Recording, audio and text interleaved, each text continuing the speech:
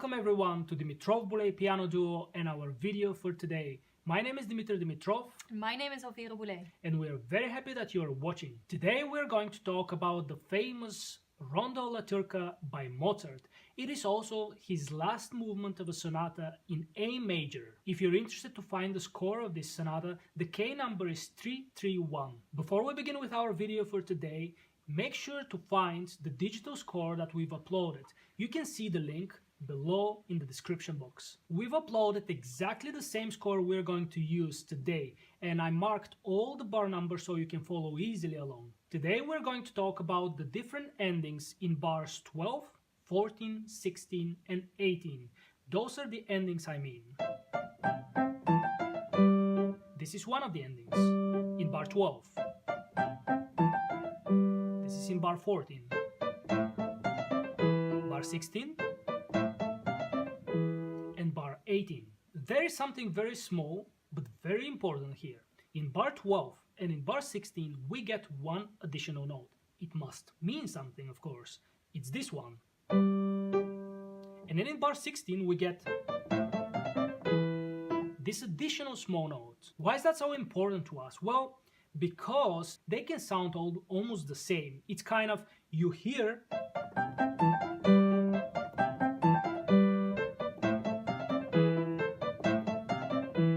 that can be quite dull to listen to, even though the notes are beautiful. What Mozart wrote, of course, sounds fantastic, but if you play it all the same, it will sound at some point dull and boring. And so this little small note triggered my attention and made me want to talk to you about how we can use it to change things. Why do we need necessarily to play those bars different?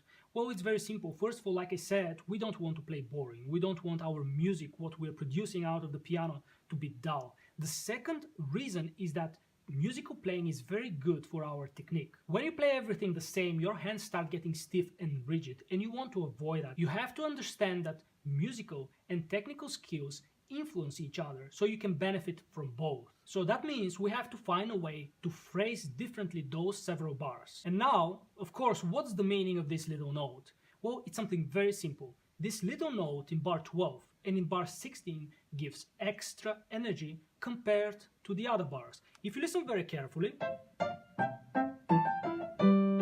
we get this additional note which makes us want to go further. Then we go further. We don't have this additional note, so you can see that we come to a little bit of a rest. Then we go on. We get the additional note, which makes us want to go further. And we are at rest again. So those are some of the reasons why I wanted to talk about these several bars. And now we're going to discuss how we can practice and actually put this into practice. So to sum up the idea, before we begin, we have to phrase differently. That's the secret here. We don't want to play from bar 12 until bar 18 all the same. I think that understanding what kind of function a note has, in this case the 8th note in bar 12 and 16, really helps with how to phrase it. When you know the function is moving on and forwards, you'll immediately already phrase differently. Yes, and those small things in music make the big difference. So you have to generally be very conscious, very aware, and not practice too fast so you can notice all those small differences. Whenever you hear a performance that impresses you very much, you'll notice that if you analyze it, is actually all the small details fitting, all the small details that make up a wonderful performance. And so what we want to achieve is this. We want to start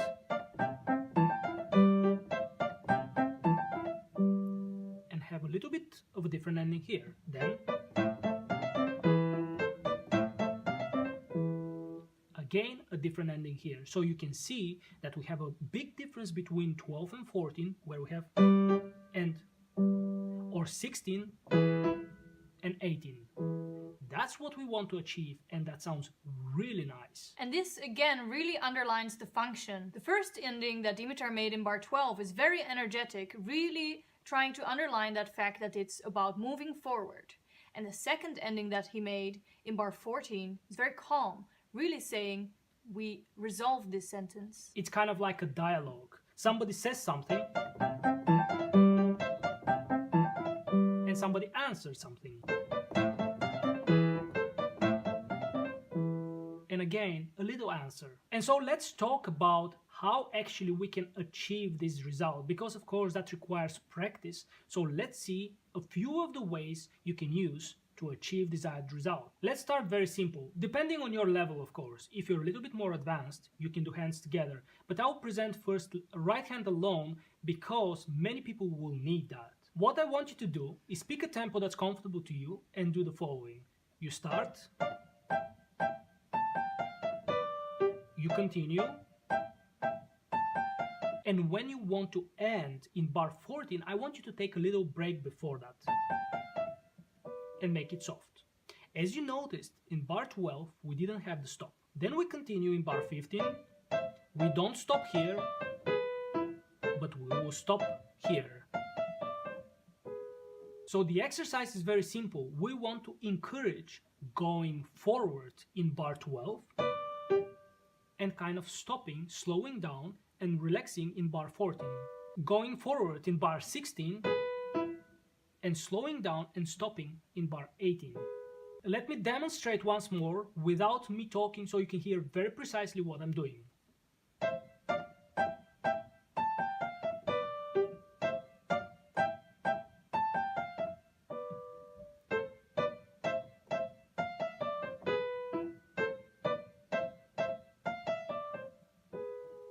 Please feel free to select your own speed. You can play much slower than this. The most important is that you take a break between bars 13 and 14 and 17 and 18. After you're finished with right hand alone, you can do this hands together, just the same way as you did right hand alone. We don't stop, we go on, and we stop and end very softly and gently. Then we continue.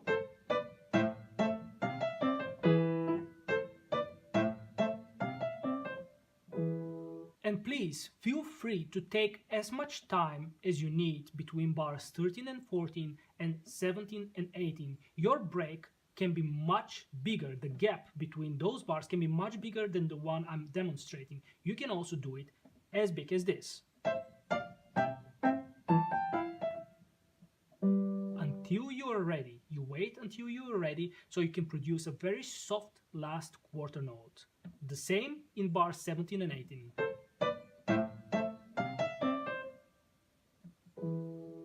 Now remember that this is an exercise, and the purpose of this exercise is to control your endings, to really take the time to be sure that you are prepared.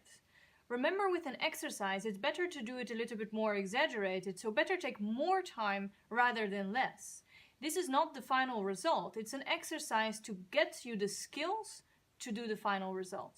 Let me show you a second exercise, which is kind of a trick as well. When you do this little trick, you'll be encouraged automatically to play soft in bars 14 and 18 compared to bars 12 and 16. Let me show you. Between bars 11 and 12, you have to not do anything special. You just keep on playing. But between bar 13 and 14, I want you to do this little trick, and that's making a decrescendo in your 16th notes, like this. So in bars 11 and 12, I kind of even go with a crescendo. I don't do anything special, but between bar 13 and 14, I decrease in volume, and that encourages me to become lighter. My hand starts touching the keyboard lighter, and so I can end very gently. And between bars 15 and 16, I'm not doing anything special. I'm not paying attention to anything. I'm just playing the notes. And between bars 17 and 18, I make sure the 16th notes have a decrescendo. You see? I start louder, go softer, and I end very gently in bar 18. And what you can do to help this crescendo, to help achieve this crescendo, is to not feel obliged to stay in the rhythm. So feel free to slow down as much as you need to get that decrescendo right. Once again, this is an exercise, so it's really about getting you the skills. And getting you the skills, you can take as much time as you need. Exactly like in the previous exercise where we made a little gap between bars 13 and 14 and 17 and 18. Now, when you're doing the decrescendo, you can feel free to actually slow down. You can do this. I'm playing from the second half of bar 12. You see that I'm slowing down instead of... I'm actually doing... to ensure that I produce exactly a decrescendo. The same I want you to do in bar 17 and 18. That's not correct. Don't rush, unless, of course, you're very advanced, you can use this exercise. That's the good thing about this exercise, it can be used for different levels. But if your level is a beginner, I strongly would recommend, like Elvira mentioned, to actually slow down in the decrescendo, instead of to do. The secret is to be patient. Do this several days or even several weeks. Don't feel embarrassed or don't feel the need to go faster. Just be patient, do these exercises, and you will see that after a while you will not need to make gaps. You will not need to wait before you play the last note, which is the softest, and you will not need to actually slow down in your decrescendo of the 16th notes. And the wonderful thing about this is that it will not only help you in this piece, but any other piece where you need to make a decrescendo or where you need to play something softer. And so I believe that those two ideas will help you enormously with achieving a good phrase between those several bars. And remember, phrasing well and phrasing differently is not only good for the way the piece sounds, but also it will be so beneficial for your technique. Your hands will develop much better because there are moments where you apply more pressure on the keyboard and there are moments when you release that pressure. That gives your hands an opportunity to relax as well. If you have any additional challenges with this piece, don't hesitate to contact us. We'll be happy to hear from you. If you're interested, you can also follow us on Instagram and Facebook, where we try to post every single day. If you enjoyed our video, give us a like, and if you want to be informed when a new video is up, just subscribe to our channel. We upload a new video every Sunday. For us, it was a great pleasure. Thanks for watching and see you next time.